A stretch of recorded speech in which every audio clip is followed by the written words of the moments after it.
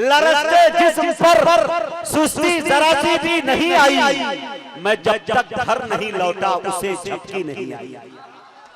लरसते जिस्म पर सुस्ती जरा सी भी नहीं आई, मैं जब तक घर नहीं लौटा उसे झपकी नहीं आई। हमेशा एक रोटी मांगने पर चार देती है, अरे बुढ़ापा आ गया माँ को मगर गिनती नहीं आई। हमेशा एक रोटी मांगने पर चार देती है, बुढ़ापा आ गया माँ को मगर गिनती नहीं आई। मैं बड़े अदब के साथ मैदान खिताबत में चलते हैं और वहां से एक नाम जनाब हजरत मौलाना मुफ्ती अकरम साहब कासमी गिरिडीह से गुजारिश कर रहा हूँ कि हजरत तशरीफ लाए और अपने खिताबे नायाब से हम सामाईन को नवाजें। अस्सलामु अलैकुम व रहमतुल्लाहि व बरकातुहू। वालेकुम सलाम व रहमतुल्लाहि व बरकातुहू।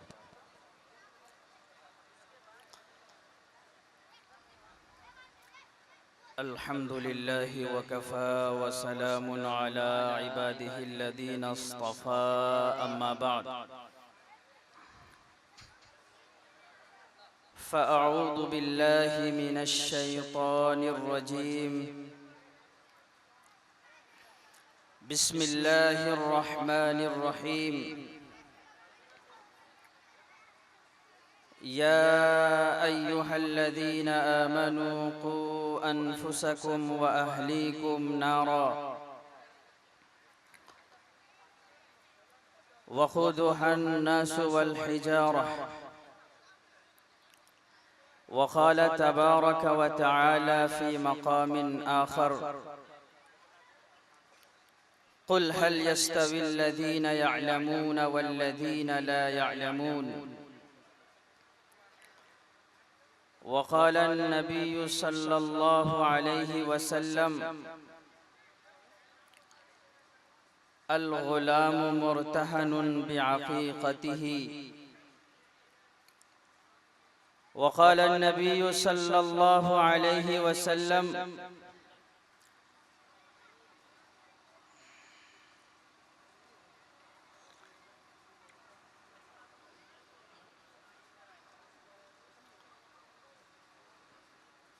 वक़ाल अन्नबिय्यु सल्लल्लाहु अलैहि वसल्लम मा नहल वालिदुन वलदन मिन नहलिन अफ़ज़ल मिन अदबिन हसन औ कमा क़ाल अलैहि स्सलातु वस्सलाम। रब्बि यस्सिर व ला तुअस्सिर व तम्मिम बिल खैर व बिका नस्तईनु या फ़त्ताह। रब्बि ज़िदनी इल्मा, रब्बि ज़िदनी इल्मा, अल्लाहुम्मा रब्बि ज़िदनी इल्मा। अल्लाहुम्मा सल्लि अला सय्यिदिना मुहम्मद व अला आलि सय्यिदिना मुहम्मद व बारिक व सल्लिम।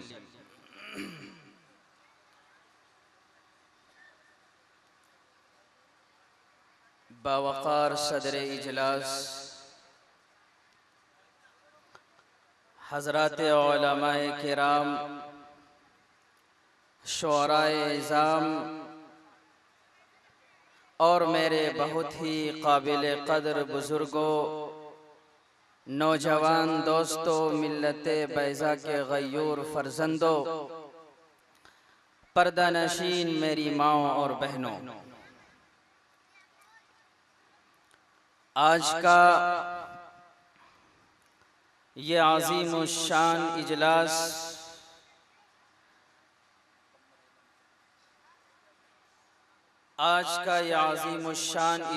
आप हज़रात को मालूम है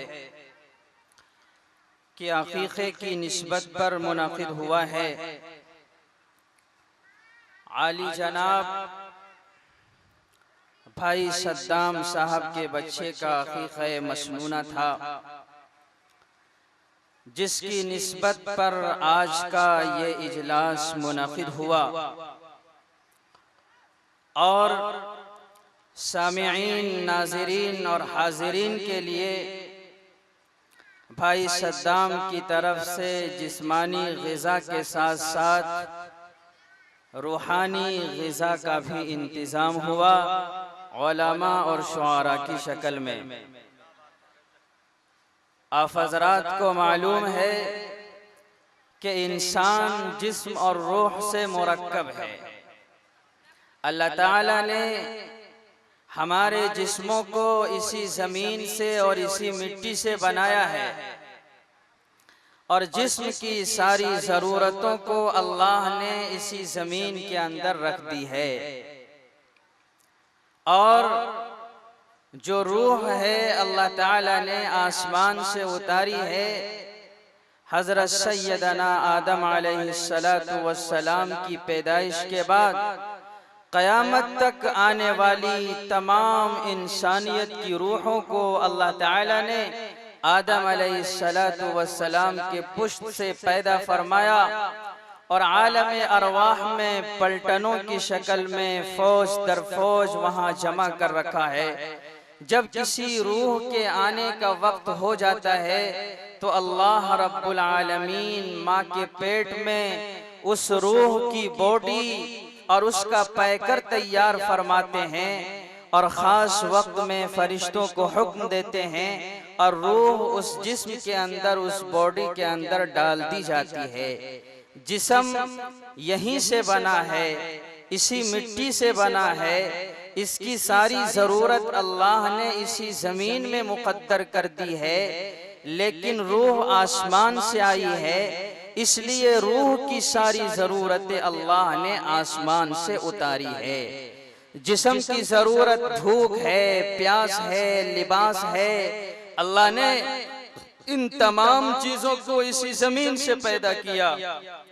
रूह की ज़रूरत कुरान है, कुरान की तालीमात है, अहादीस नबविया है और अल्लाह तबारक व तआला ने जो दीन नाजिल फरमाया है वो दीन रूह की ग़िज़ा है। तो जिस्मानी ग़िज़ा के लिए अक़ीक़े का खाना भाई सद्दाम की तरफ से तैयार हुआ और रूहानी ग़िज़ा के लिए उलमाए किराम को, शुअराए इज़ाम को उन्होंने मदऊ फरमाया। मेरी दिल की थाह से और दिल की गहराई से दुआ है कि अल्लाह ताला उसके बच्चे को नेक और सालिह बनाए, लंबी उम्र, आफियत और बरकत के साथ नसीब फरमाए। मेरे दोस्तों, आप हज़रात जानते हैं उलमाए देवबंद और अकाबिरीन देवबंद के जो शेख और मुर्शिद सय्यदुत ताइफा हज़रत हाजी इमदादुल्लाह साहब रहमतुल्लाहि अलैह, उनका एक मलफूज और उनकी एक बात मुझे इस वक्त याद आ रही है। उन्होंने किसी मौके से फरमाया कि मुझे 3 किताबें बहुत ज़्यादा पसंद हैं। हज़रत हाजी साहब ने फरमाया मुझे 3 किताबें बहुत ज़्यादा पसंद है। नंबर 1 कुरान शरीफ, नंबर 2 बुखारी शरीफ और नंबर 3 मसनवी शरीफ। हज़रत मौलाना जलालुद्दीन रूमी रहमतुल्लाहि अलैह ने एक किताब लिखी है मसनवी शरीफ। उलमा कहते हैं कि वो इल्हामी किताब है। अल्लाह ताला ने मौलाना रूम रहमतुल्लाहि अलैह के सीने में इश्को मोहब्बत की जो आग जलाई थी, अल्लाह तबारक व तआला ने उसके सीने पर कुछ बातें इल्का फरमाई, कुछ बातें इल्हाम फरमाई और मौलाना रूम रहमतुल्लाहि अलैह ने मसनवी शरीफ लिखी है। तकरीबन 28,500 अशआर पर मुश्तमिल वो किताब है। हज़रत मौलाना जलालुद्दीन रूमी रहमतुल्लाहि अलैह ने उस किताब के अंदर अजीब व गरीब वाक़िआत, हिकायात और किस्स लिखे हैं। एक किस्सा उन्होंने लिखा है सुल्तान महमूद गज़नवी रहमतुल्लाहि अलैह का। लिखा कि उनके ज़माने में चोरों का ज़रा गलबा हो गया और चोरी बहुत आम हो गई। तो सुल्तान महमूद गज़नवी रहमतुल्लाहि अलैह एक रात शाहाना लिबास उतार कर, आमियाना लिबास पहनकर, आम लोगों का लिबास पहनकर, फटा पुराना पहनकर महल के खुफिया रास्ते से बाहर जाते हैं ताकि शहर का जायजा ले सके, रियाया का पता लगा सके कि रियाया की रात किस हाल में गुजरती है। जब कुछ दूर चलते हैं तो क्या देखते हैं कि कुछ लोग आपस में बैठे मशवरा कर रहे हैं और वो लोग थे जो चोरी के इरादे से बाहर निकले हुए थे और आपस में बैठकर बात कर रहे थे। मौला सुल्तान महमूद गजनवी रहमतुल्लाहि अलैह उनके करीब पहुंचते हैं तो वो चोर कहते हैं, भाई क्यों आए हो, किस इरादे से आए हो, तुम कौन हो? तो सुल्तान महमूद गजनवी रहमतुल्लाहि अलैह फरमाते हैं कि मैं भी तुम्ही लोगों में का एक आदमी हूँ, उसी इरादे से आया हूँ जिस इरादे से तुम लोग यहाँ बैठे हो। उन लोगों ने समझा कि हो सकता है ये भी चोरी करने के इरादे से निकला है। कहा बहुत अच्छा, हमारे साथ हो जाओ। मशवरा होने लगा, बात होने लगी। आज डाका कहाँ डालना है, आज चोरी कहाँ करनी है? तो उनके सीनियर ने कहा कि कबल इसके कि हम किसी घर का निशाना बनाएं, कहीं पे चोरी करें, अपना अपना हुनर हम जान लेते हैं, किसके पास कौन सा हुनर है, किसके पास कौन सा फन है, किसके पास कौन सी क्वालिटी है, ताकि चोरी करते हुए, काम करते हुए उसके जिम्मे वही खिदमत सुपुर्द की जाए, उसके जिम्मे वही काम लगाया जाए। तो उनमें से एक शख्स कहता है कि मेरे कानों के अंदर ऐसी खुसूसियत पाई जाती है कि रात चलते हुए, राह चलते हुए जब कुत्ता आवाज करता है, कुत्ता भौंकता है, तो मैं अपने कानों के जरिए से पता लगा लेता हूँ कि कुत्ता क्या कहना चाहता है, कुत्ता कह क्या रहा है। और आप जानते हैं रात में जब चोर चलते हैं तो सबसे ज्यादा वास्ता कुत्तों से पड़ता है। का बहुत अच्छा हुनर है। दूसरे ने कहा मेरी आंखों के अंदर वो खुसूसियत पाई जाती है कि रात की तन्हाई में जिसे मैं देखता हूँ, दिन के उजाले में बगैर किसी शक और तरद्दुद के उसे पहचान लेता हूँ। का बहुत अच्छा। तीसरे ने कहा कि मेरी नाक के अंदर ऐसी खुसूसियत पाई जाती है कि मैं मिट्टी सूंघकर, जमीन सूंघकर बता देता हूँ कि खजाना कहाँ दफन है। ये भी हुनर बड़ा अच्छा था। चौथे ने कहा, 5 चोर थे और एक बादशाह था। चौथे ने कहा मेरे बाजुओं के अंदर, मेरे हाथों के अंदर इतनी ताकत पाई जाती है, इतनी कुव्वत पाई जाती है कि मजबूत से मजबूत दीवार में नकब लगा लेता हूँ, सुराख कर देता हूँ। और 5वें ने कहा कि मेरे अंदर ये हुनर है कि दीवार चाहे जितनी भी ऊंची हो उसको फलांग कर अंदर दाखिल होने की शकत मेरे अंदर पाई जाती है। जब 5 ने अपना अपना हुनर बयान कर दिया, अब नंबर आया बादशाह का। उन पांचों ने पूछा भाई साहब आप अपना हुनर बताइए, आपके अंदर कौन सा फन है, आपके अंदर कौन सा कमाल है? तो बादशाह कहता है कि मेरे अंदर ये फन है और मेरी दाढ़ी के अंदर ये खुसूसियत है कि जब मुजरिमीन फंस जाएं और अदालत में हाजिर कर दिए जाएं और अदालत से उन्हें फांसी की सजा सुना दी जाए, उन्हें कत्ल की सजा सुना दी जाए और बचने का कोई रास्ता न हो, उस वक्त अगर मेरी दाढ़ी रहमो करम से हिल जाती है तो मुजरिमीन को फांसी से बरात मिल जाती है, नजात मिल जाती है, छुटकारा मिल जाता है। तमाम चोर उछलने लगे, कूदने लगे कि आप ही हमारे सरदार हैं, आप ही हमारे कुतुब हैं।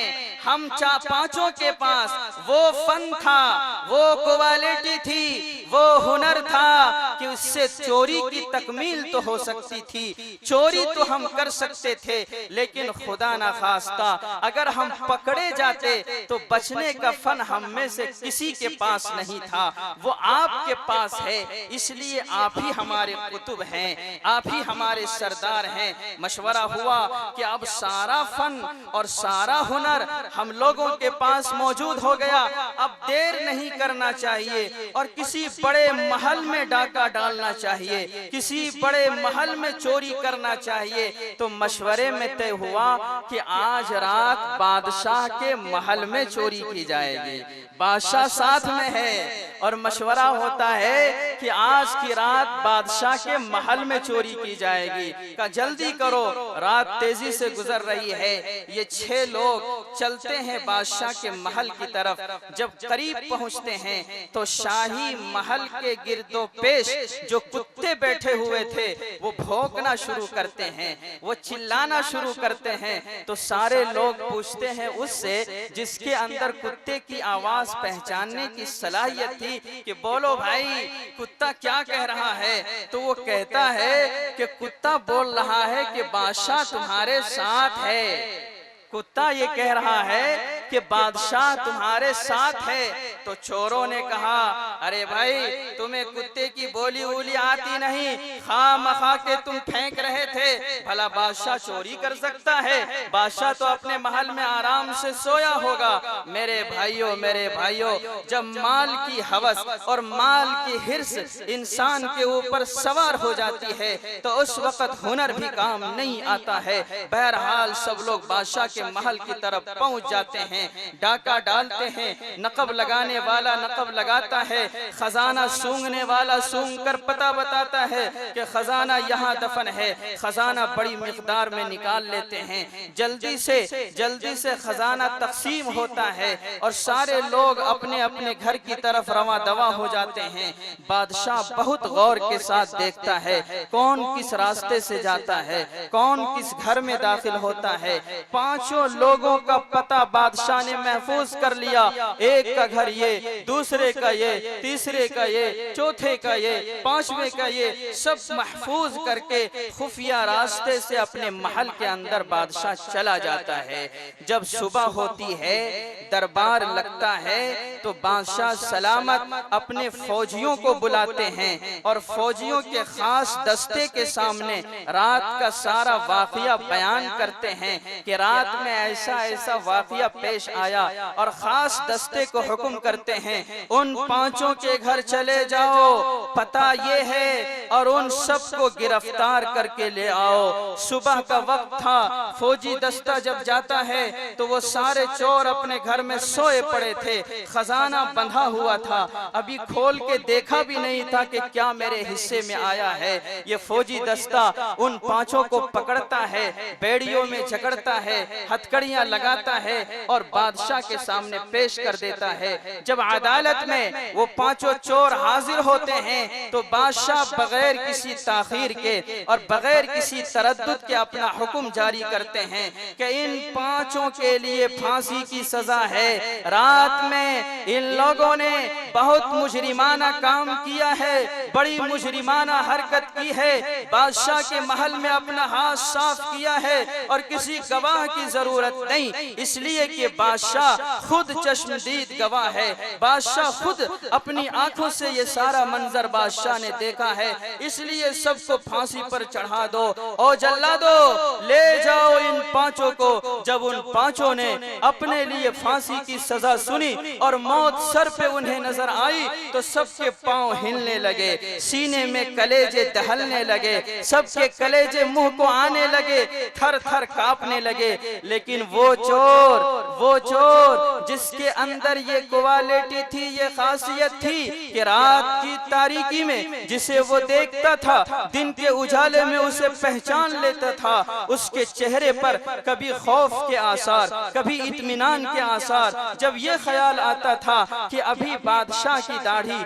रहमो करम से हिलेगी, हम सबको माफी मिल जाएगी, तो उसके चेहरे पर इत्मीनान की लहर दौड़ जाती थी। और जब ये ख्याल आता था ये तो वक्त का बादशाह है, इसके ऊपर कोई हाकिम नहीं, कोई जरूरी नहीं कि ये अपने वादे का पक्का हो सकता है ये अपनी सजा को नाफिज रखें और हम पर रहमो करम की नजर न फरमाए। उस वक्त उसके चेहरे पर गम की लहर दौड़ जाती थी, वो भी कांपने लगता था। जब बादशाह ने जल्लादों से कहा इन सब को ले जाओ, फांसी पे चढ़ा दो, तो उस वक्त वो चोर जिसने बादशाह को पहचान लिया हाथ जोड़कर कहता है है। बादशाह सलामत, एक अर्ज है, एक गुजारिश है, एक अपील है, अगर मेरी अपील सुनी जाए। बादशाह कहता कहो कहो तुम्हारी क्या बात है, क्या अर्ज है, पेश करो। ये कहता बादशाह सलामत, मैं आपको पहचान चुका हूँ, रात आप भी हमारे साथ थे,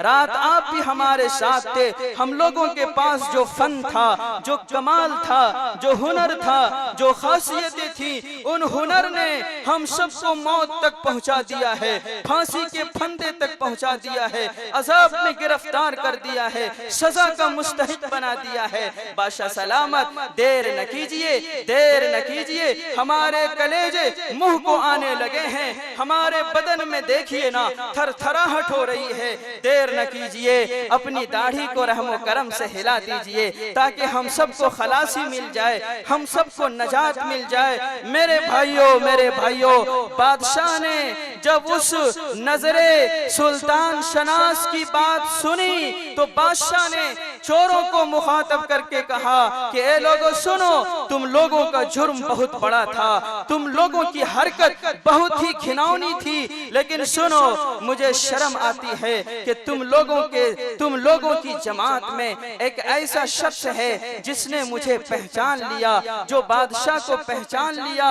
उसकी नजर के सामने, उसकी मारिफत के सामने मुझे शर्म आती है कि तुम लोगों को फांसी के फंदे पर चढ़ाऊं, तुम लोगों को मौत के घाट उतारूं, मुझे शर्म आती है। जाओ इसकी बरकत से जिसने मुझे पहचाना है, जिसने मुझे जाना है, उसकी बरकत से मैं तुम सबको माफ करता हूँ। मेरे दोस्तों, मौलाना रूम रहमतुल्लाहि अलैहि ने ये वाक़िया बयान किया। बयान करने के बाद अजीबो गरीब बात लिखी है, अजीबो गरीब बात लिखी है, वो बात मैं आपके सामने पेश करना चाहता था। मौलाना रूम रहमतुल्लाहि अलैहि ने नसीहत की है, ये दुनिया वाले इंसान अपने अपने हुनर में मस्त है, अपने अपने कारोबार में मस्त है, अपने अपने मशगले में मस्त है, और हर कोई समझता है कि हमारा कारोबार हमें नजात दे देगा, हमारा हुनर हमें कामयाब कर देगा, हमारा मशगला हमें फलाह तक पहुंचा देगा। मौलाना रूम कहना चाहते हैं मेरे भाइयों, ये सब धोखा है। बाइसे नजात, बाइसे खलासी सिर्फ वो हुनर है जिसने इस दुनिया के अंदर अपने रब को पहचान लिया, अपने खालिक को पहचान लिया, अपने मालिक को पहचान लिया, अपने रब की मारिफत हासिल कर ली, इस दुनिया के अंदर रहते हुए अपने रब से रिश्ता जोड़ लिया, अपने रब से ताल्लुक कायम कर लिया। सिर्फ ये शख्स और इसका हुनर कल क़यामत के दिन रब की बारगाह में, रब की अदालत में नजात दिला सकता है और दूसरों के लिए भी बाइसे नजात बन सकता है। और जो इस दुनिया के अंदर रहते हुए कारोबार में मस्त होकर, अपने अपने मशगलों में मस्त होकर, अल्लाह से दूर होकर, अल्लाह की मारिफत से कटकर अपनी जिंदगी गुजारना चाहता है और वो ये समझता है कि हम कामयाब हो जाएंगे, मौलाना रूम ने बड़े अच्छे अंदाज में नसीहत फरमाई है, ये तुम्हारा धोखा है, ये तुम्हारा धोखा है। अगर तुम कामयाब होना चाहते हो, कामरान होना चाहते हो इस दुनिया के अंदर भी और आखिरत के अंदर भी, तो रब की मारिफत हासिल करनी होगी, रब की पहचान हासिल करनी होगी। तुम्हें अल्लाह इस दुनिया में भी कामयाब फरमाएगा और आखिरत में भी कामयाब फरमाएगा। मेरे भाइयों, इसीलिए अल्लाह रब्बुल आलमीन में इस दुनिया के अंदर जितने भी अंबिया भेजे हैं, उन तमाम अंबिया के जिम्मे यही ड्यूटी लगाई थी, यही खिदमत लगाई थी। ए मेरे महबूब बंदो, जाओ तमाम इंसानियत में फैल जाओ और मेरे बंदों में जाकर मेरा तारुफ कराओ, मेरी पहचान कराओ, मेरी मारिफत कराओ। और हर नबी ने अपने अपने अंदाज में, अपने अपने पैराए में, अपने अपने तर्ज में अल्लाह की मारिफत कराई है, अल्लाह की पहचान कराई है, अल्लाह की शनाख्त कराई है। बल्कि मैं ये कहूँ तमाम अंबिया ने अल्लाह की मारिफत के दरिया बहा दिए। और मेरे भाइयों, खुद अल्लाह रब्बुल आलमीन ने जो अपना पाकीज़ा और पवित्र कुरान नाजिल फरमाया है, उस कुरान करीम में रब ताला ने अपनी पहचान कराई है, अपनी मारिफत कराई है, अपना तारुफ कराया है। कहीं रब ने फरमाया वल्लज़ी अंज़ल मिनस समाई माअ फअख़रज बिही मिनस समराति रिज़क़न लकुम फला तजअलू लिल्लाहि अंदादा व अंतुम तअलमून। कहीं अल्लाह ताला ने फरमाया कुलिल्लाहुम्मा मालिकल मुल्क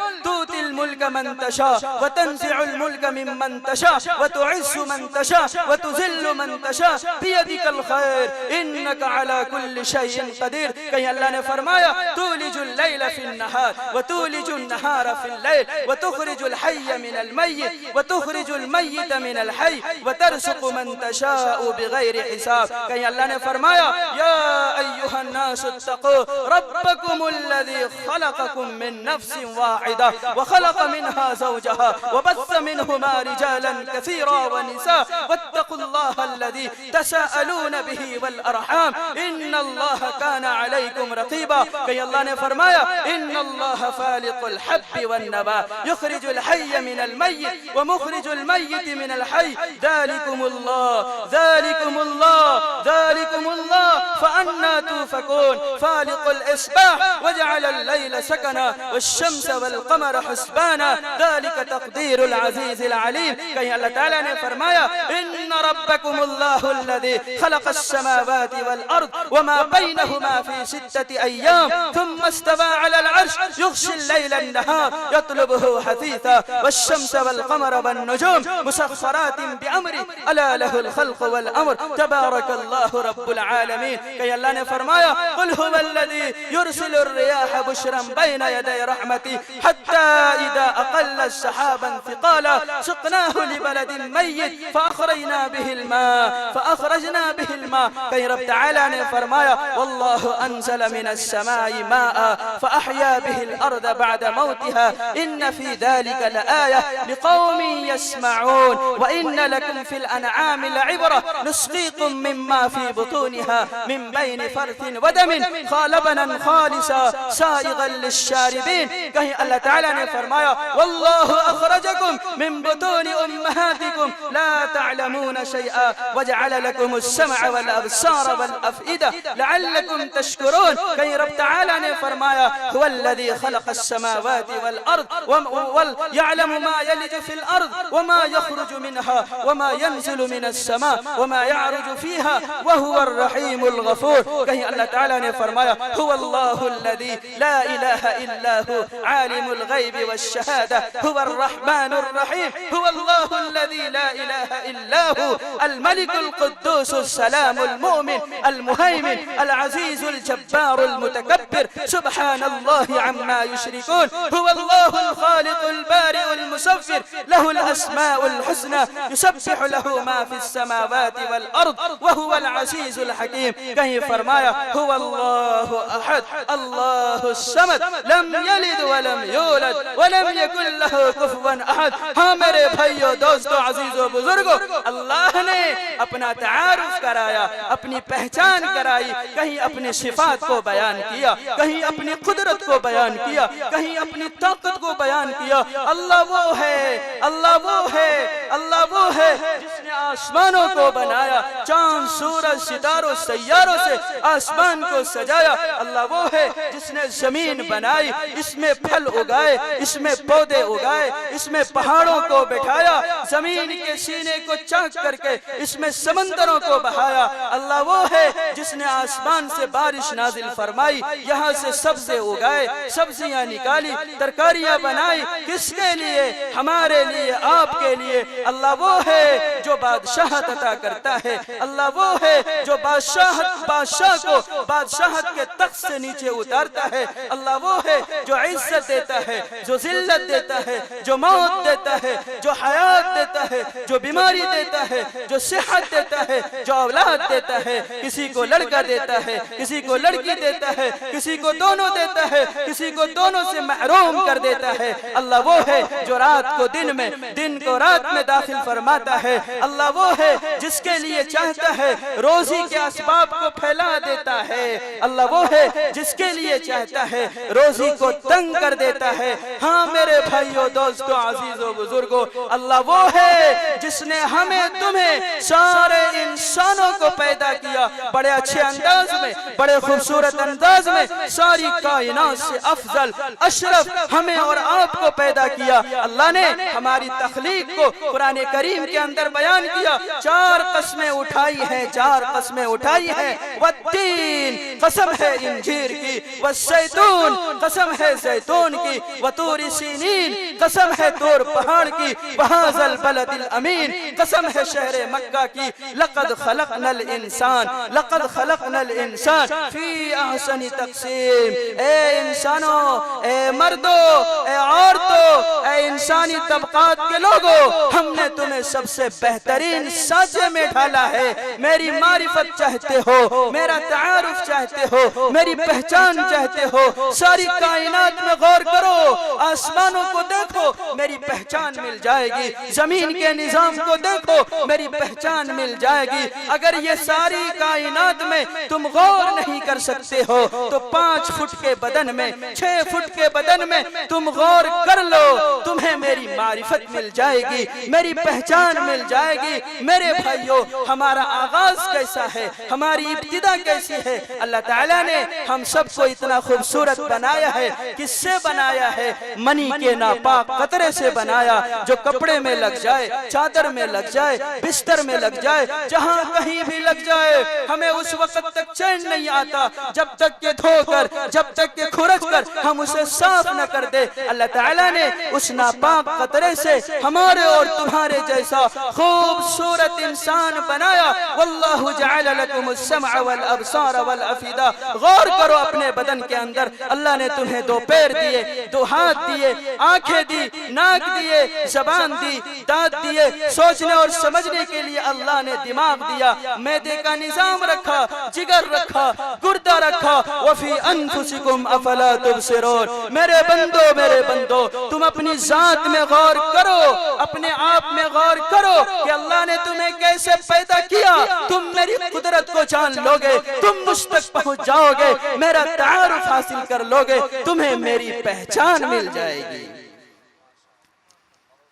हाँ मेरे भाइयों, दोस्तों, अजीजों, बुजुर्गों, और अल्लाह ताला ने अंबिया के जरिए और खुद अपने कुरान में अपनी मारिफत इसलिए कराई है, अपनी मारिफत इसलिए कराई है कि जब मारिफत हासिल होती है, गौर से सुने, अच्छी तरह बात को समझें, जब मारिफत हासिल होती है तो अल्लाह का खौफ दिल में आता है, अल्लाह का डर दिल के अंदर आता है, तकवा पैदा होता है। किसी बच्चे के सामने अगर आप सांप को छोड़ दें तो बच्चा नहीं डरेगा, बच्चा उसे पकड़ने की कोशिश करेगा, अपनी गोद में ले लेगा, सांप काटेगा भी, जब तक बच्चे को तकलीफ नहीं होगी बच्चा रोएगा नहीं, उससे खेलने की कोशिश करेगा। क्यों? इसलिए कि उस बच्चे को सांप का पता नहीं, उसके जहर का पता नहीं, उसके खतरनाकी का पता नहीं। वो ये नहीं समझता कि ये सांप कितना खतरनाक है, ये मुझे डस सकता है, ये मुझे काट सकता है,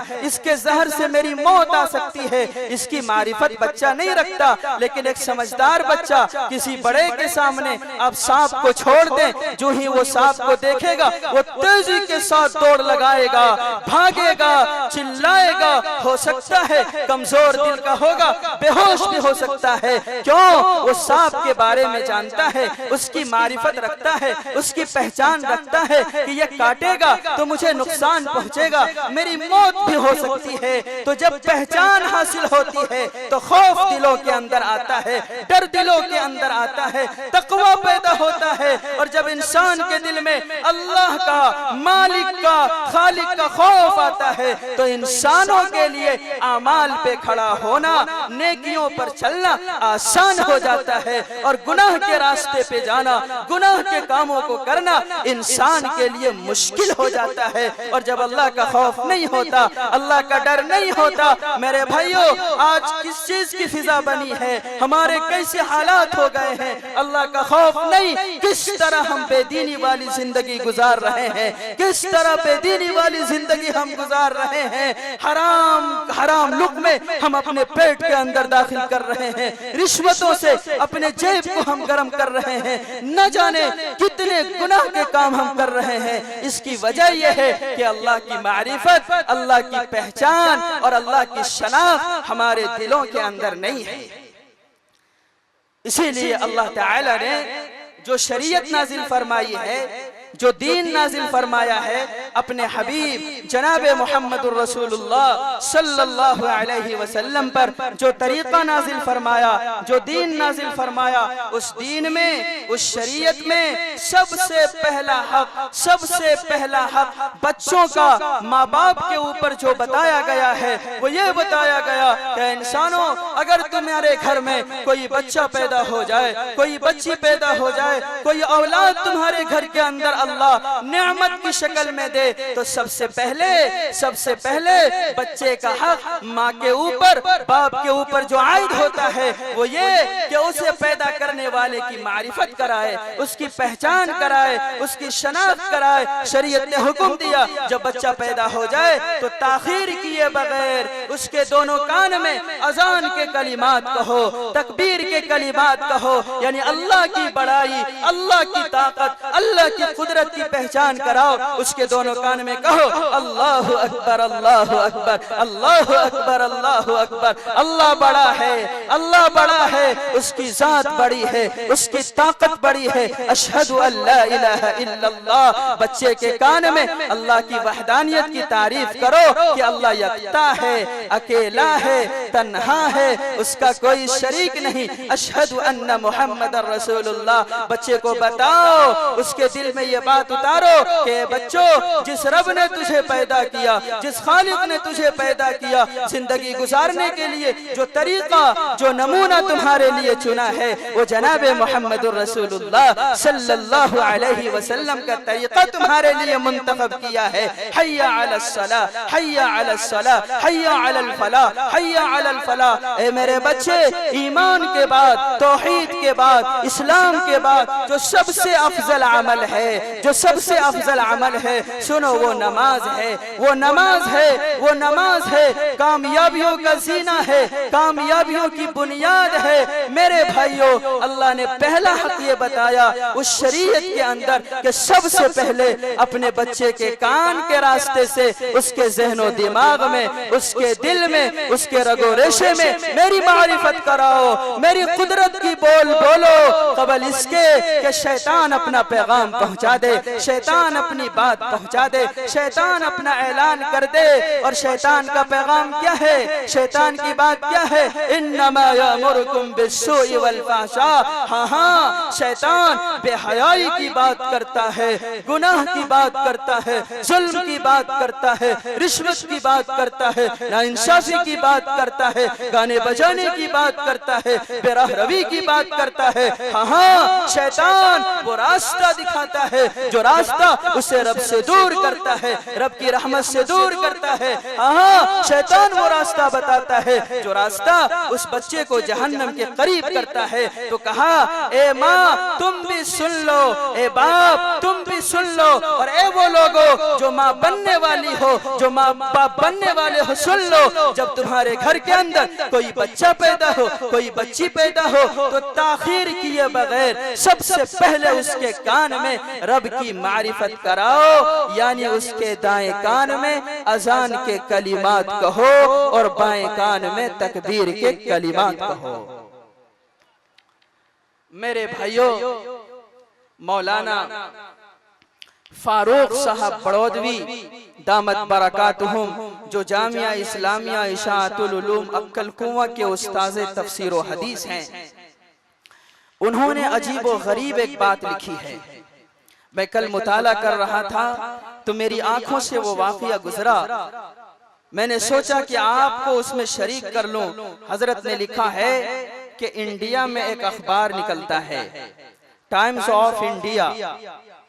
मद्रास के एक कालम निगार ने बहुत पहले उस अखबार में एक कॉलम लिखी थी, एक आर्टिकल लिखी थी। हजरत लिखते हैं कि उसमें उन्होंने लिखा कि इंडिया यानी हिंदुस्तान, अमेरिका, ब्रिटेन और इसराइल, इन 4 मुल्कों के लोगों ने आपस में मशवरा किया, सोच और विचार किया कि बात क्या है, आखिर वजह क्या है कि मुसलमानों को इस कदर परेशान किया जाता है, इस कदर सताया जाता है, उसे इतना मारा जाता है, कभी दाढ़ी के बहाने से, तो कभी टोपी के बहाने से, तो कभी बुर्के के बहाने से, न जाने किस किस बहाने से फसादात में बेदर्दी के साथ उन्हें मारा जाता है। आखिर बात क्या है कि मुसलमान न अपने दीन से फिरता है, न ईमान से फिरता है, न नबी की मोहब्बत को छोड़ता है। और हाँ मेरे भाइयों, हमें फख्र है इस बात के ऊपर, हमें फख्र है इस बात के ऊपर कि हम मुसलमान हैं, अल्लाह को मानने वाले हैं, नबी को मानने वाले हैं। हर मुसलमान के सीने की ये सदा है, ये आवाज है कि हम जान तो दे सकते हैं लेकिन ईमान से हाथ नहीं धो सकते हैं। तो उन लोगों ने सोच और विचार किया कि आखिर बात क्या है कि मुसलमान दीन से हटता क्यों नहीं, दीन को छोड़ता क्यों नहीं, वो मर जाना पसंद करता है लेकिन दीन छोड़ता क्यों नहीं। तो काफी राय हुई, काफी मशवरे हुए, हर एक ने अपनी अपनी राय दी, लेकिन एक जो उनमें से बड़ा तजर्बाकार था और इस्लाम की तालीमात से वाकफियत रखता था, उसने कहा कि मेरे जहन में एक बात आ रही है, उसी बात की वजह से मुसलमान का बच्चा, मुसलमान का मर्द और औरत दीन से फिरता नहीं, जान गवा देता है लेकिन दीन नहीं छोड़ता। और वो बात यह है कि जब मुसलमानों के यहाँ कोई बच्चा पैदा होता है, कोई बच्ची पैदा होती है, तो सबसे पहले उसके माँ बाप उसके कान में अजान देते हैं और तकबीर देते हैं। अजान और तकबीर के अंदर दीन की बुनियादी बातें हैं, दीन की बुनियादी बातें हैं जो बच्चे के सीने में, जो बच्चे के दिल में पत्थर की लकीर बन जाती हैं और बच्चे के दिल में ईमान की बुनियादें इस कदर मजबूत हो जाती हैं कि वो कभी निकलती नहीं। इसी वजह से वो लोग दीन से नहीं फिरते, ईमान से नहीं फिरते। तो मशवरा हुआ इसका काट क्या होना चाहिए, इसका रद्द अमल क्या होना चाहिए कि मुसलमानों के बच्चों के दिलों में ईमान की बातें, दीन की बातें जमने न पाए। बहुत सारी राय आई, बहुत सारे मशवरे हुए। एक ने कहा मेरी राय ये है कि जो डिलीवरी हॉस्पिटल हैं, जहाँ पे ज़चगी का अमल होता है, जहाँ पे विलादत का अमल होता है, और जिस खास कमरे में विलादत होती है उसके चारों दीवारों में म्यूजिक का इंतजाम कर दिया जाए, गाने का इंतजाम कर दिया जाए। इधर बच्चा पैदा हो, उधर स्विच ऑन कर दिया जाए और गाने बजने लगे, म्यूजिक की आवाजें आने लगे। तो कबल इसके कि बच्चे के ज़हनो दिमाग में अल्लाह की आवाज जाए, दीन की आवाज जाए, ईमान की बात जाए, उसके कान के रास्ते से सबसे पहले शैतान का पैगाम जाएगा, शैतान की बात जाएगी। और हजरत ने आगे चलकर लिखा है कि मैंने खुद मुशाहिदा किया, बाज हॉस्पिटलों में मैंने देखा कि जिस कमरे में बच्चे की विलादत का अमल होता है उसमें इसका इंतजाम कर दिया गया है। मेरे दोस्तों, गैर कहां तक कोशिशें कर रहे हैं, कितना रिसर्च कर रहे हैं, हमारे दीन के बारे में क्या कुछ कर रहे हैं। तमाम बातिल दुनिया, तमाम बातिल तंजीमें मुत्तहिद हो गई हैं सिर्फ एक बात को लेकर कि हमारे सीने से ईमान को निकाल दिया जाए, हमारे सीनों के अंदर दीन की जो मोहब्बत है, दीन से जो ताल्लुक है, उस ताल्लुक को खत्म कर दिया जाए। और हम हैं कि बेफिक्र बैठे हुए हैं। इसलिए मेरे भाइयों, दोस्तों, अजीजों, बुजुर्गों, जब किसी के घर में कोई बच्चा हो तो सबसे पहले उसके दाएं कान में अजान के कलिमात कहो, उसके बाएं कान में तकबीर के कलिमात कहो। इसके लिए किसी आलिम की जरूरत नहीं, किसी मौलवी की जरूरत नहीं, किसी हाफिज की जरूरत नहीं। अगर आसानी के साथ मिल जाए तो फबिहा, और अगर न मिले तो घर का कोई मर्द खुद से अजान देना शुरू करे। और अगर मर्द भी ना हो तो फुकहा ने यहाँ तक लिखा है कि औरत भी बच्चे के कान में अजान कह सकती है, औरत भी बच्चे के कान में तकबीर कह सकती है, और अगर कोई औरत भी ना हो तो खुद बच्चे की माँ तो जरूर होगी, खुद सच्चा तो जरूर होगी, वो भी अजान कह सकती है, वो भी तकबीर कह सकती है। अजान के लिए तहारत शर्त नहीं। हाँ मेरे भाइयों, तो सबसे पहले बच्चे के कान में क्या कहना है? अजान और तकबीर कहनी है। और दूसरा हक जो माँ बाप के ऊपर बच्चे की तरफ से आयद होता है वो क्या है? दूसरा हक ये है अकीका करना।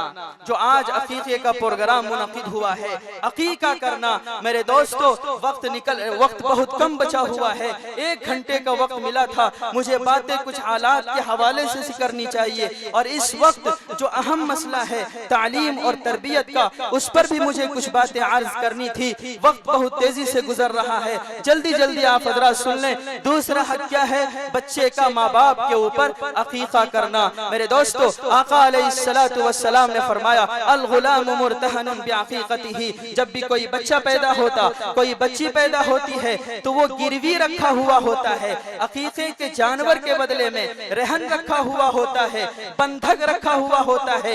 यानी अगर आप किसी सामान को, किसी जेवर को किसी के पास बंधक रख दे तो उससे फायदा नहीं उठा सकते, उससे नफा नहीं उठा सकते। ठीक इसी तरीके से बच्चा भी बंधक रखा हुआ होता है। बच्चे की नशोनुमा अच्छी तरह नहीं होती, बच्चे की सेहत, बच्चे की पर्दाख अच्छी तरह नहीं होती, लेकिन जब उसकी तरफ से अकीका कर दिया जाता है तो बच्चे की नशोनुमा बहुत अच्छे तरीके से होती है, उसकी परवरिश बहुत अच्छे तरीके से होती है। ये मेरा तजर्बा है, ये मेरा तजर्बा है कि जिस बच्चे का अकीका हो और जिस बच्चे का अकीका ना हो, दोनों की नशोनुमा में, दोनों की सेहत में खासा फर्क मिलता है। इसलिए कहा कि अगर किसी को वसाअत है, कर सकता है, तो अपने बच्चे की तरफ से अकीका करे। ये फिदिया होता है, बच्चे के ऊपर आने वाली बलाओं को, मसाइब को, परेशानियों को अल्लाह रब्बुल आलमीन दूर फरमा देते हैं। अकीका करने वाला क्या दुआ पढ़ता है? अल्लाहुम्मा हाज़िही अकीक़तु फुला इब्न फुला, दमुहा बिदमिही, लहमुहा बिलहमिही, अज़मुहा बिअज़मिही, शअरुहा बिशअरिही, शहमुहा बिशहमिही, जिल्दुहा बिजल्दिही। बच्चे के एक एक उज़्व का नाम लिया जाता है। ए अल्लाह, मेरे बच्चे के सर के ऊपर, मेरे बच्चे के हाथों पर, मेरे बच्चे के टांगों पर, मेरे बच्चे के खून पर, मेरे बच्चे की चर्बी पर, मेरे बच्चे के जिल्द और चमड़े पर, ए अल्लाह, जो बलाएं आने वाली है, जो मुसीबतें आने वाली हैं, जो परेशानियां आने वाली हैं, ए अल्लाह उन सब को दूर कर दे, उन सब को दूर कर दे। बच्चे के एक एक उज़्व के बदले में, बच्चे के एक एक हिस्से के और अंग के बदले में, ए अल्लाह, मैं जानवर को कुर्बान कर रहा हूँ, जानवर का फिदिया दे रहा हूँ, जानवर का सर, जानवर का पेट, जानवर की टांग कुर्बान कर रहा हूँ। ए मेरे अल्लाह, मेरे बच्चे को तमाम बलाओं से, तमाम आफतों से महफूज रखिए।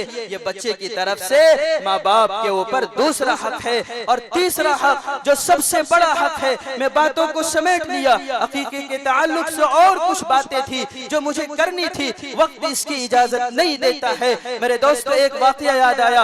हजरत मुफ्ती सईद साहब रहमतुल्लाहि अलैह ने तिरमिजी शरीफ की शरह तुहफतुल अलमई के अंदर अपना तजर्बा बयान किया है, अपना तजर्बा बयान किया है कि मेरे बेटे के पेट में दर्द हुआ करता था, मैं इलाज कराता कराता परेशान हो गया, वो दर्द ठीक नहीं हो रहा था, मेरे पास उस वक्त वसाइल की कमी थी, तंगी माल दामनगीर थी, इसलिए मैं अकीका नहीं कर सका। लेकिन जब इलाज कराता कराता थक गया तो मैंने किसी से कर्ज लिया और कर्ज मांगकर अकीके का जानवर खरीदा और अपने बच्चे की तरफ से अकीका किया। मेरे बच्चे के पेट का दर्द कब खत्म हो गया मुझे पता ही नहीं चला। तो अकीका बच्चे के ऊपर आने वाली बलाओं को टालता है। आज हम अकीका न करके डॉक्टरों के यहाँ न जाने कितने रुपए खर्च कर देते हैं, 5,000, 10,000, 20,000 बच्चों के इलाज करते करते हम गवा देते हैं। मेरे आका अलैहिस्सलातु वस्सलाम की अजीम सुन्नत है, अजीम सुन्नत है अपने बच्चे का अकीका करना। अकीका करो, बीमारियों से अपने बच्चों को निजात दिलाओ। बच्चे की तरफ से माँ बाप के ऊपर तीसरा हक है जो सबसे बड़ा हक है, सबसे बड़ा हक है। और आज हमसे बहुत ज्यादा कोताही हो रही है, बहुत ज्यादा सुस्ती हो रही है, वो है बच्चे की दीनी तालीम, बच्चे की दीनी तरबियत। मेरे दोस्तों, आज माँ बाप अपने बच्चे के ताल्लुक से हर चीज के बारे में फिक्रमंद है। बच्चे का कपड़ा अच्छा हो जाए, बच्चे का खाना अच्छा हो जाए, बच्चे के लिए मकान हो जाए, बच्चे के लिए दुकान हो जाए। लेकिन मेरे भाइयों, आज अगर माँ बाप अपने बच्चे के ताल्लुक से किसी चीज से बेफिक्र है, सुस्ती और गफलत में पड़े हुए हैं, तो अपने बच्चों की दीनी तालीम और तरबियत है कि मेरे बच्चे के अंदर दीन आ जाए, तालीम आ जाए, तरबियत आ जाए, अल्लाह की मारिफत आ जाए, प्यारे आका अलैहिस्सलातु वस्सलाम की मोहब्बत आ जाए। इस ताल्लुक से फिक्रमंद नहीं है। आज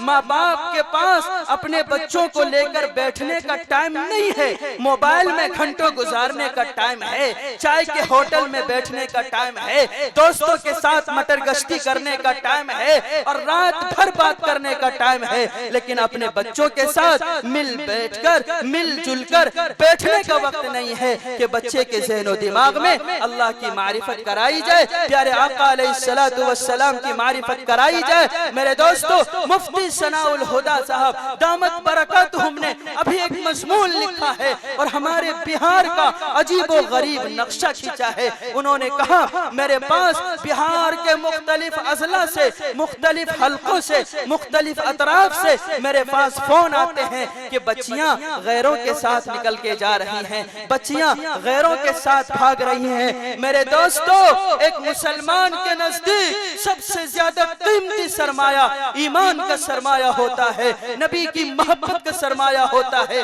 हमारी तारीख बताती है, हमारी तारीख बताती है कि मुसलमानों ने सब कुछ कुर्बान किया, सब कुछ कुर्बान किया। जवान बेटे को गवाया, मकान को लुटाया, दौलत को लुटाया, सब कुछ लुटा दिया। लेकिन हर दौर में मुसलमानों ने ईमान की हिफाजत की है, नबी की मोहब्बत के सरमाए की हिफाजत की है। मैं वाकया पढ़ रहा था हजरत सुमैया शहीदा रज़ी अल्लाह तआला अन्हा का, जो इस्लाम के अंदर सबसे पहली खातून है जो जिन्होंने शहादत को नोश फरमाया है। पता है, हजरत सुमैया रज़ी अल्लाह तआला अन्हा जब ईमान कबूल करती है, वो एक बांदी थी, गरीब औरत थी। मक्का के दुश्मनों ने, मक्का के काफिरों ने, मक्का के दहशतगर्दों ने उन्हें सताना शुरू किया, उन्हें मारना शुरू किया। लिखा है किताबों के अंदर कि लोहे की ज़िरा पहना दी जाती थी, यानी लोहे का लिबास पहना दिया जाता था और धूप की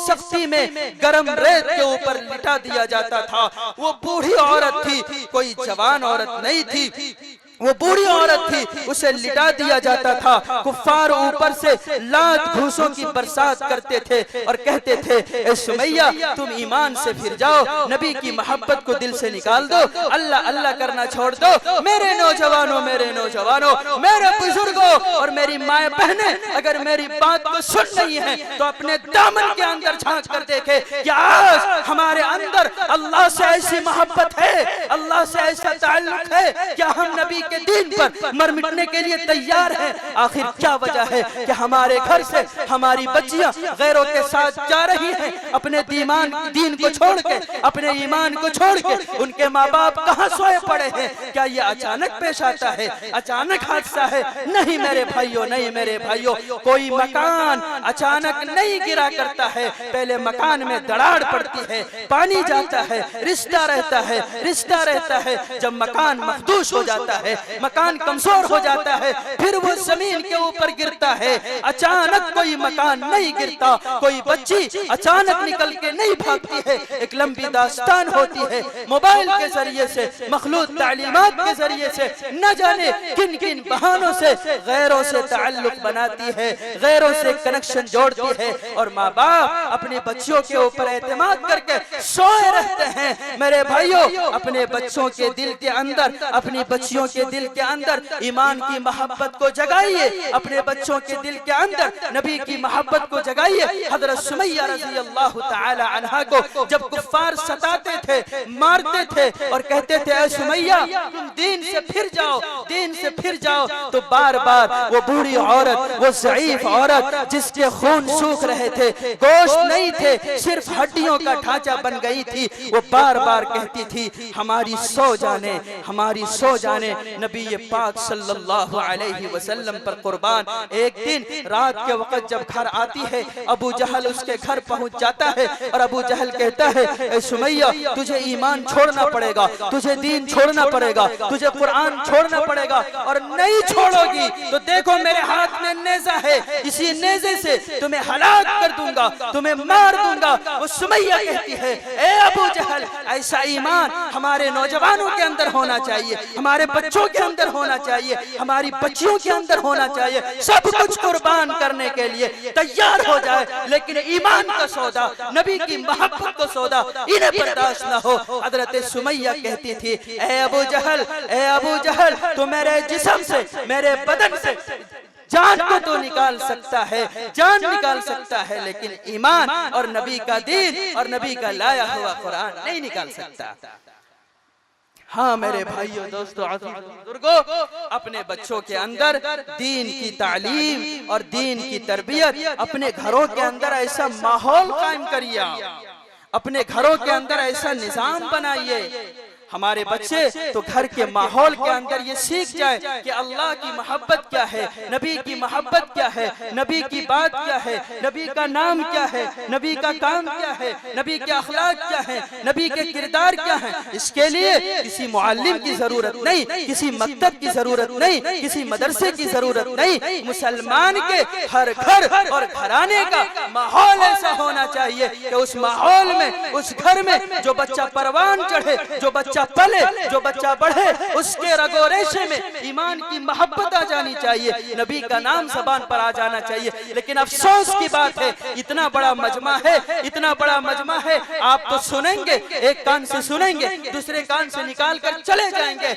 हाँ हाँ मुफ्ती साहब की तकरीर बड़ी अच्छी हुई, फुला शायर ने बड़ी अच्छी नात पढ़ी, लेकिन कामयाब जलसा उस वक्त होगा जब यहाँ से कोई पैगाम लेकर आप जाए। इतना बड़ा मजमा है, इतना बड़ा मजमा है। अगर मैं नबी का नाम पूछूं, नबी के वालिद का नाम पूछूं, नबी के दादा का नाम पूछूं, मुझे यकीन है कि 80% मजमा ऐसा निकलेगा जिसे नबी के मुकम्मल नाम का पता नहीं होगा, नबी के वालिद के नाम का पता नहीं होगा। आज हमारे बच्चों की जबान पर हीरो का नाम है, क्रिकेटर का नाम है, खिलाड़ियों का नाम है, मुख्तलिफ दुनिया के शोबों में जो उसके माहिरीन हैं, उसके नाम हमारे बच्चों की जबान पर है। ए मुसलमानों, हमें डूब करने की बात है। हम चाहते हैं कि अल्लाह हमें कामयाब कर दे, इज्जतों से नवाज दे। हमारी सूरत हाल ये है कि बड़ों के अंदर भी न नबी के नाम का पता, न बच्चों के अंदर नबी के नाम का पता। इतना बड़ा मजमा है, पूछा जाए भाई नमाज़े जनाजा आती है, नमाज़े जनाजा के फराइज मालूम है, नमाज़े जनाजा की दुआ मालूम है। मुझे यकीन है 95% मजमा ऐसा होगा जो कहेगा मुझे नमाज़े जनाजा नहीं आती। क्या मरना नहीं है, रब के सामने जाना नहीं है, रब के सामने जवाब नहीं देना है? सारी रात सारा दिन दुनिया के लिए तुम काट सकते हो, क्या तुम्हारे पास 24 घंटे में 24 मिनट ऐसा नहीं है कि तुम रब के कुरान को खोल सको, नबी की तालीमात को पढ़ सको, अपने बच्चों को नबी की तालीमात सिखा सको? क्या इतना वक्त तुम्हारे पास नहीं है? हाँ मेरे भाइयों, अगर कामयाबी चाहते हो, इज्जत चाहते हो, दोनों जहान में सुरखरू होना चाहते हो, मेरे दोस्तों, हमें अपने तरीके पर आना होगा, नबी के तरीके पर आना होगा। हमें सच्चा और पक्का मुसलमान बनना होगा। अपने बच्चों को तालीम से आरास्ता करना होगा, दोनों तालीम से, दीन की तालीम भी दो, दुनिया की तालीम भी दो। आज मुसलमानों को माहिर डॉक्टर की जरूरत है, आज मुसलमानों को माहिर सियासतदान की जरूरत है, आज मुसलमानों को माहिर इंजीनियर की जरूरत है, आज मुसलमानों को जिंदगी के तमाम शोबे में उसके उसके माहिरीन की जरूरत है। अभी लॉकडाउन का जमाना गुजरा, आपने देखा कि हमारी औरतें डिलीवरी के लिए हॉस्पिटल जाया करती थी और वहाँ एंट्री नहीं मिलती थी, वहाँ भगा दिया जाता था, नाम पूछा जाता था, तुम्हारा नाम अब्दुल्ला है या तुम्हारा नाम राम है। अगर बताया जाता मेरा नाम अब्दुल्ला है तो कहा जाता मुसलमानों का इलाज नहीं होता। ऐसी भी खबरें आई हैं कि बाज मुसलमान औरतों के बच्चे फौत हो गए हैं एंट्री न मिलने की वजह से। मैं पूछना चाहता हूँ, आखिर तुम्हें इसकी जरूरत क्यों महसूस हुई कि गैर के दरवाजे को खटखटा रहे हो, गैर के हॉस्पिटल के दरवाजे को खटखटा रहे हो? तुम्हारे दरमियान ऐसी मुसलमान माहिर डॉक्टर क्यों नहीं पैदा हुए, इंजीनियर क्यों नहीं पैदा हुए? तुम्हारे अंदर आईपीएस और आईएएस ऑफिसर क्यों पैदा नहीं हुए? मेरे दोस्तों, दीन की दुनिया की तालीम देने की भी जरूरत है, लेकिन उसके साथ साथ अपने बच्चे को दीन की तालीम देना सबसे जरूरी अमर है। अगर आपने अपने बच्चे को दुनिया की तालीम नहीं दी, मुझे यकीन है उलमा मौजूद हैं कि रब के दरबार में ये नहीं पूछा जाएगा कि तुमने अपने बच्चे को डॉक्टर क्यों नहीं बनाया, तुमने अपने बच्चे को इंजीनियर क्यों नहीं बनाया। लेकिन अगर आपने अपने बच्चों को दीन से दूर रखा, कुरान से दूर रखा, नबी की तालीमात से दूर रखा, याद रखिए कल क़यामत के दिन रब के दरबार में ये पूछा जाएगा कि आपने अपने बच्चे को दीन क्यों नहीं सिखाया, कुरान क्यों नहीं सिखाया, मुसलमान क्यों नहीं सिखाया।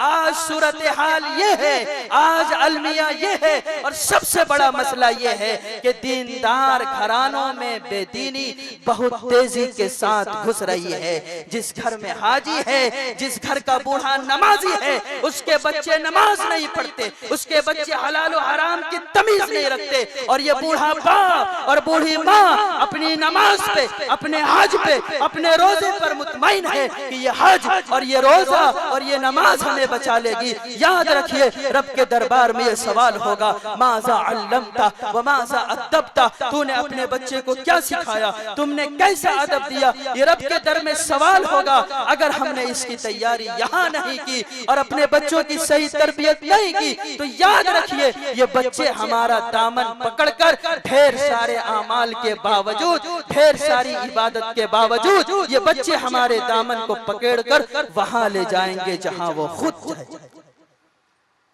मेरे भाइयों, इसलिए सबसे अहम मसला इस वक्त यह है कि आप अपने बच्चों को दीन से दूर मत रखिए, दीन की तालीमात से दूर मत रखिए। अपने घर के अंदर एक दीनदारी का माहौल पैदा करिए। कम से कम 24 घंटे के अंदर आधे घंटे का आप वक्त मुतय्यन करिए जिसमें दीन की किसी किताब की आप तालीम करें।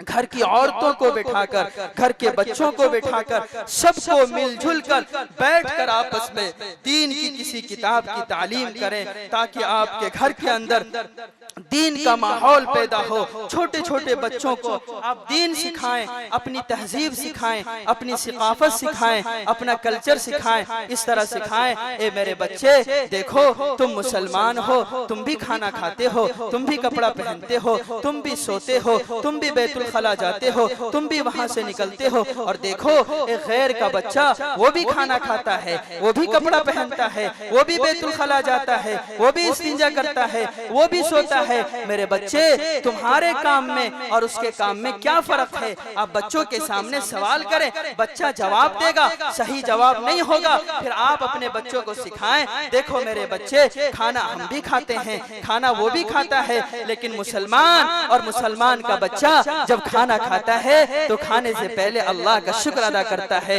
अल्लाह का नाम लेकर खाता है, बिस्मिल्लाह व अला बरकतिल्लाह पढ़ के खाता है। खाने के बाद अल्लाह की तारीफ करता है, अल्हम्दुलिल्लाह कहता है। देखो मुसलमान का बच्चा भी खाना खाता है, गैर भी खाना खाता है। हमारे बच्चे जब बैतुल खला जाते हैं तो बच्चे को कहिए कि तुम जब बैतुल खला जाते हो तो दुआ पढ़ के जाते हो, जब निकलते हो तब दुआ पढ़ते हो, और गैर का बच्चा न जाते वक्त दुआ पढ़ता न आते वक्त दुआ पढ़ता। इस तरीके से आप अपने बच्चों के ज़हनो दिमाग में इस्लामी कल्चर, इस्लामी तहजीब, इस्लामी सिकाफत को बिठाइए, वरना ये बातिल दुनिया साजिशें कर रही हैं, स्कीमें बना रही हैं हमारे ईमान को खत्म करने की। आखिर उनका काम वही है, वो वही करेंगे। लोहार लोहारी का काम तो करेगा ना, जो और मजदूर मजदूरी का काम तो करेगा ना, जो जिसका काम है वो करेगा। लेकिन हम क्या कर रहे हैं, हमें ये सोचना पड़ेगा। अभी पता चला है कि इस वक्त जो तालीमी निजाम आया है, जो तालीमी पॉलिसी आई है, आप तो गाफिल हैं। हमारे अकाबिर उलमा बेचैन हैं, तड़प रहे हैं, रातों को उठकर हमारे ईमान और दीन की फिक्र को लेकर रब के सामने रो रहे हैं, गिड़गिड़ा रहे हैं। ए अल्लाह, आने वाली नस्लों के ईमान का क्या होगा, आने वाली नस्लों के दीन का क्या होगा। आपको पता है जो नया निजाम तालीम आया है, जो नया निसाब तालीम आया है, उलमा कहते हैं जो उसके माहिरीन हैं, जो उसके एक्सपर्ट हैं, उन्होंने रिसर्च किया, उन्होंने मुताला किया, इमारत शरिया से भी मजमून शाह हुआ। मौलाना खालिद सैफुल्लाह रहमानी साहब ने भी मजमून शाह किया और लिखा है कि वो निसाब तालीम, निज़ाम तालीम और तालीमी पॉलिसी बज़ाहिर बहुत अच्छी है, देखने में बहुत अच्छी है, और हो सकता है कि उसके जरिए तालीमी तरक्की भी होगी और तालीमी मेयार बुलंद भी होगी। लेकिन उसकी सबसे बड़ी खामी बिलखुसूस मुसलमानों के लिए है ये है कि उस तालीमी निसाब के अंदर जो कल्चर थोपा गया है, जो सकाफत और जो रूह उसके अंदर भरी गई है, मेरे दोस्तों, वो मुशरिकाना है, वो हिंदुवाना है, वो गैर इस्लामी है।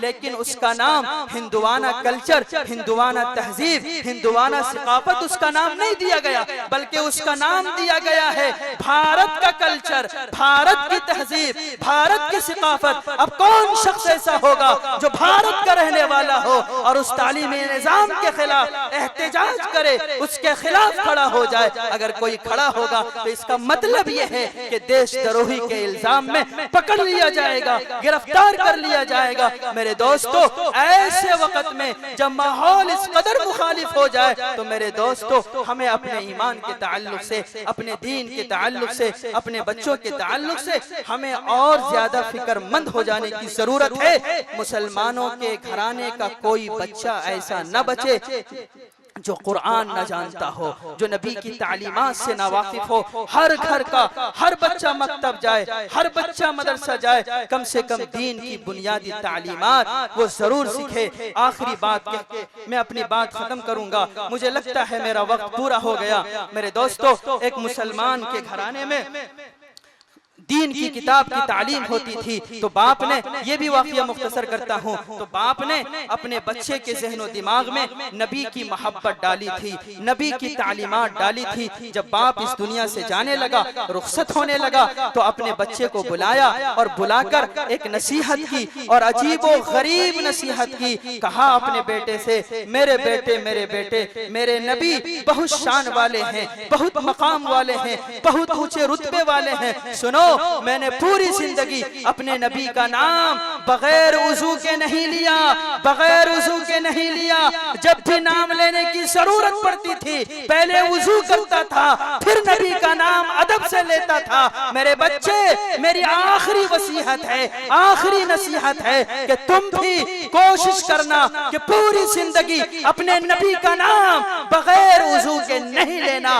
बाप इस दुनिया से चला जाता है, रुखसत हो जाता है, और बच्चा अभी मासूम सा बच्चा है। उलमा कहते हैं बचपन की जिंदगी में जो बातें बच्चे पकड़ लेते हैं वो पत्थर की लकीर बन जाती है। पूरी जिंदगी बच्चा उस बात के ऊपर अमल करता है, वो बच्चा पूरी पाबंदी के साथ उस पर अमल करने लगा। एक दिन स्कूल पढ़ने के लिए गया, मकतब पढ़ने के लिए गया, टीचर ने छोटे छोटे सवालात बच्चों को बताए, सबको बताए, और फिर जवाब पूछना शुरू किया। उसी बच्चे को खड़ा किया और खड़ा करके टीचर ने पूछा, मेरे बेटे बताओ मेरे नबी का नाम क्या है? बच्चा खड़ा है, चुपचाप खड़ा है, कुछ नहीं बोलता। उस्ताद ने दोबारा कहा, तिबारा कहा, चौथी मर्तबा कहा, बेटे बताओ हमारे नबी का नाम क्या है? वो बच्चा चुपचाप खड़ा है। उस्ताद गुस्से में आ जाता है और कहता है, ए मेरे बेटे, तुम्हारा ताल्लुक जिस घर से है, तुम जिस माँ बाप के बेटे हो, मुझे यकीन है कि तुझे नबी का नाम आता है, लेकिन तुम जिद्दी हो, तुम जिद में आ गए हो। तुम नबी का नाम नहीं लेना चाहते। उस्ताद करीब आ जाता है और बच्चे को जोर से थप्पड़ रसीद कर देता है।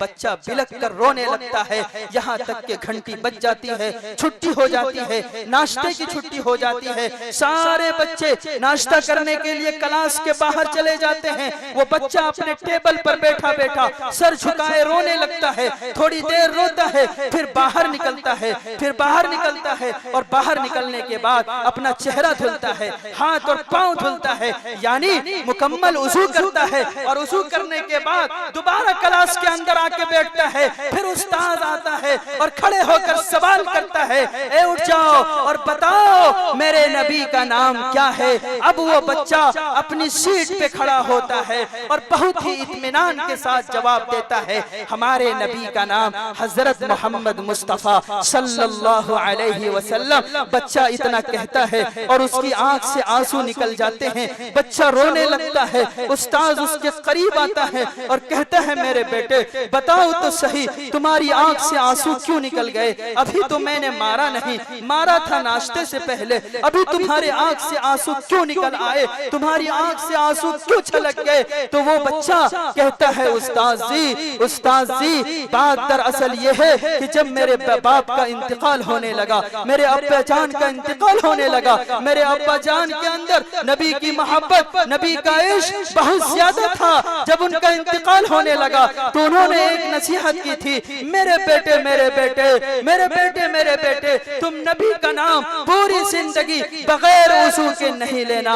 उस्ताद जी नाश्ते से पहले जब आप मुझसे नबी का नाम पूछ रहे थे, मैं बावुजू नहीं था, मेरा वुजू नहीं था, वुजू टूटा हुआ था। मैंने सोचा आपकी डांट खा लूंगा, आपका थप्पड़ खा लूंगा, छड़ी लगाएंगे छड़ी खा लूंगा, लेकिन बाप की नसीहत को नहीं तोड़ूंगा, बाप की वसीयत को नहीं तोड़ूंगा। अब नाश्ते की छुट्टी हो गई, मैंने वुजू कर लिया और वुजू करके अब नबी का नाम मैं ले रहा हूँ। जब उस्ताद ने छोटे से बच्चे की ज़बान से इश्को मोहब्बत भरी ये बात सुनी तो उस्ताद की आंख भी छलक पड़ी, उस्ताद की आंख में भी आंसू निकल आए और अपने बाह को यूं फैलाया और उस बेटे को उठाया और सीने से लगाया और कहा, मेरे बेटे बात यह है कि हम तो नबी की मोहब्बत, नबी का इश्क पढ़ाते पढ़ाते इतना बड़ा हो गया, लेकिन मुझे पता ही नहीं कि नबी की मोहब्बत क्या चीज होती है, नबी का इश्क क्या चीज होता है।